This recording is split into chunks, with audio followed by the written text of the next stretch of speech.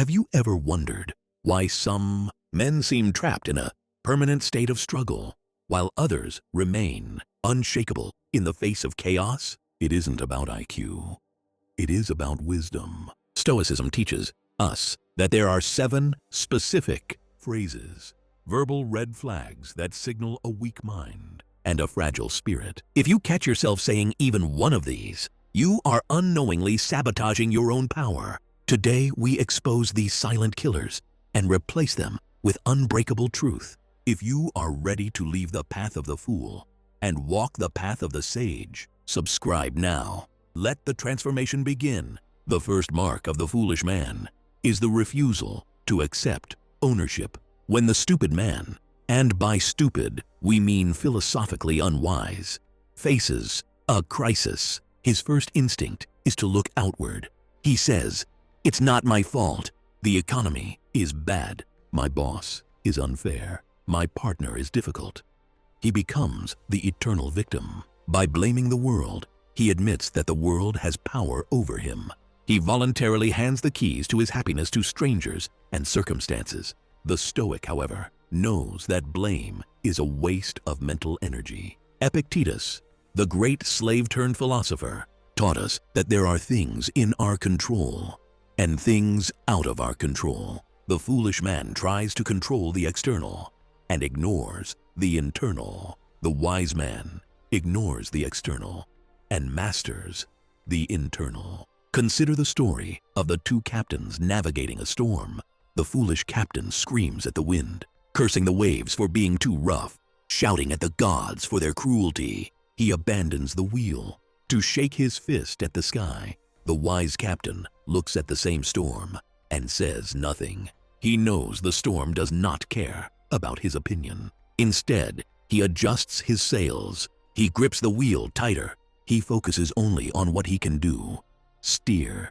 When you say, "It's not my fault," you are the captain screaming at the wind. You are declaring your own helplessness. A Stoic understands that while the event might not be your fault, the response is always your responsibility. To blame is to remain a child. To accept responsibility, even for messes you didn't make, is the first step toward manhood. As long as you are busy pointing fingers, your hands are too busy to build a solution. Stoicism is not about what happens to you. It is about how you choose to stand. If you are pointing at the world, you are forgetting to build your own fortress. Stop being a victim of your circumstances and start being the master of your soul. This is perhaps the most dangerous lie a man can tell himself. He made me lose my temper.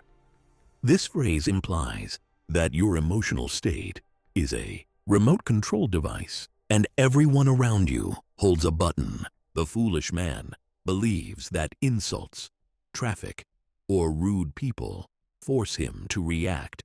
He is a puppet, jerked around by the strings of other people's behavior. If the world is kind, he is happy. If the world is harsh, he is miserable. He has no fortress of the mind. Seneca, the great Stoic, said, "Anger is a temporary madness. It is not strength. It is a collapse of reason."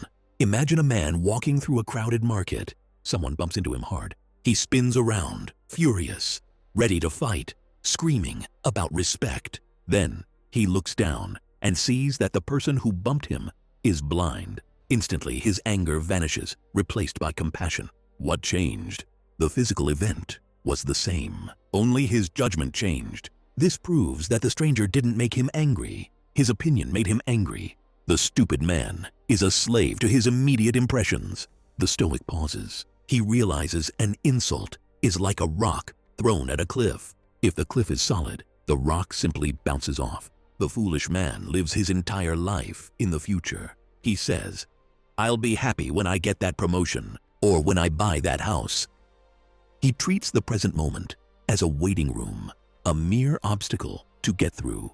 This is the definition of anxiety. By tying his happiness to future events that may never happen, he guarantees misery in the now. Marcus Aurelius, the emperor of Rome, who had everything a man could want, reminded himself daily to find contentment in the present duty. He wrote, "Confine yourself to the present."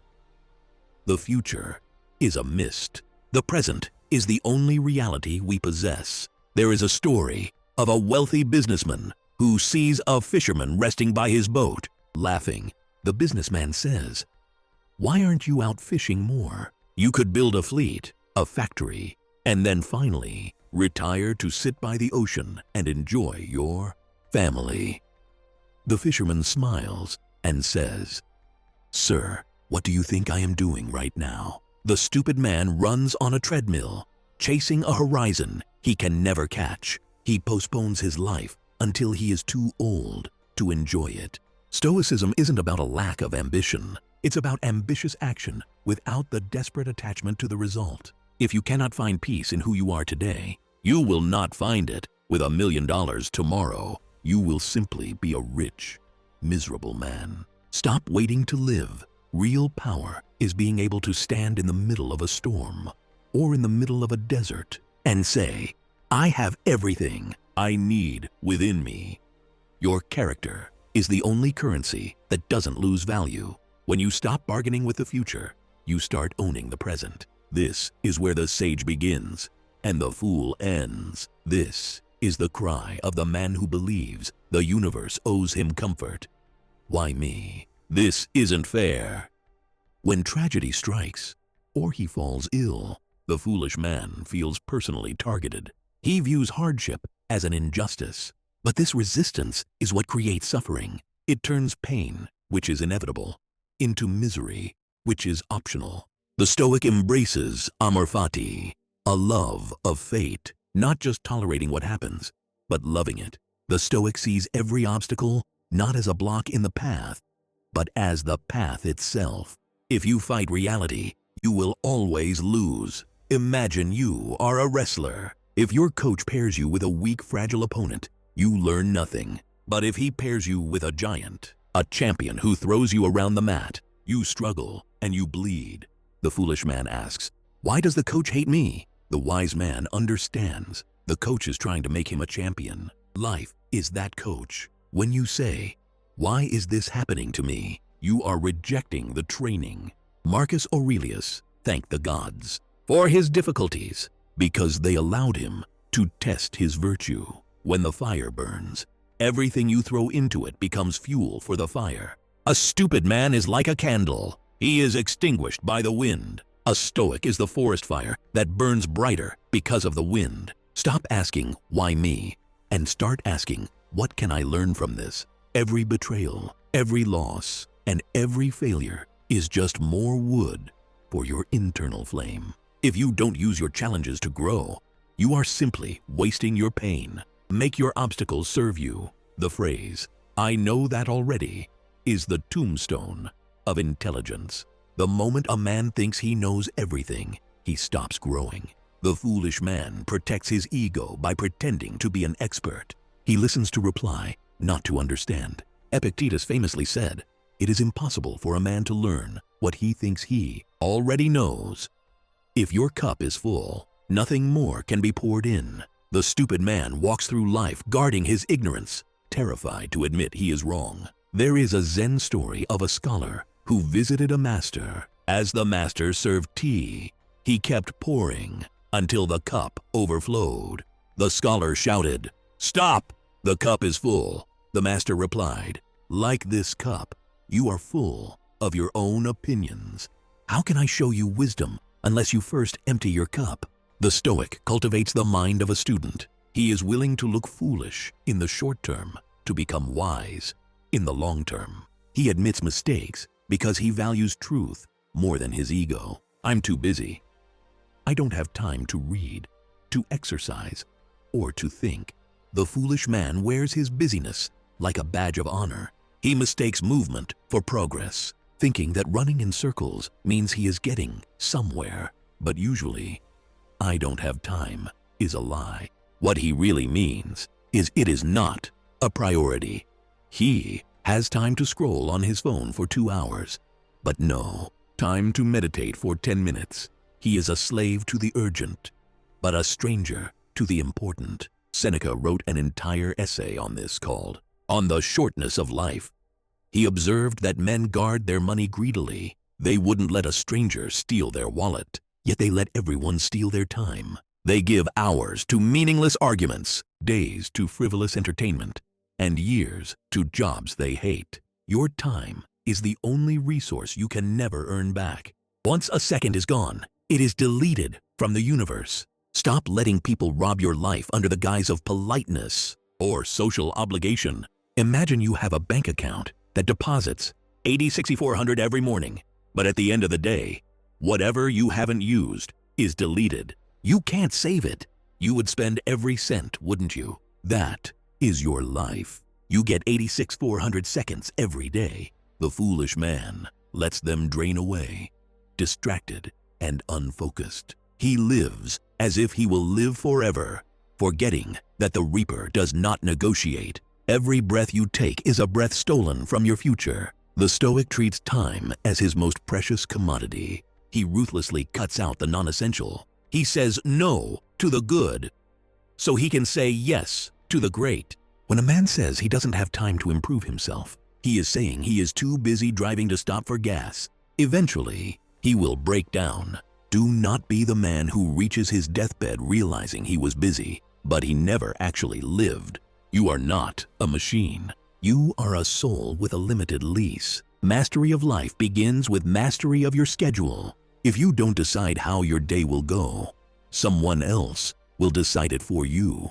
The wise man wakes up and asks, "What is the one thing that matters today?" He ignores the noise and focuses on the signal. He knows that a life well lived is simply a collection of days well spent. Stop being a spectator in your own life. Reclaim your minutes or lose your years. This is the ultimate cage. Living for an audience that isn't watching. The foolish man buys things he doesn't need with money he doesn't have to impress. People he doesn't even like. He is terrified of judgment, censoring his true thoughts to crave the validation of the crowd. He is a slave to the opinions of others. Marcus Aurelius found this behavior baffling. He asked, "I have often wondered how it is that every man loves himself more than all the rest of men, but yet sets less value on his own opinion of himself than on the opinion of others." Think of an actor on a stage. If he spends the whole play looking at the audience to see if they are clapping, he will forget his lines and trip over the set. To perform well, he must focus on the craft, not the applause. The stupid man is the actor looking at the crowd, changing his personality like a chameleon to fit in. The Stoic stands firm. He values his own conscience above his reputation. He knows that fame is just noise, and reputation is just what people think you are. Character is who you actually are. If you seek the approval of others, you give them the power to destroy you with a single criticism. These 7 phrases, blaming others, claiming anger, postponing happiness, rejecting fate, feigning knowledge, wasting time, and fearing opinion, are the walls of a prison you built for yourself. But the door is unlocked.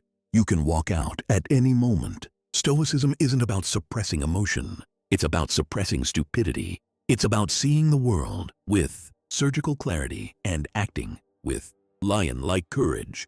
Catch yourself the next time these words try to leave your mouth. Swallow them.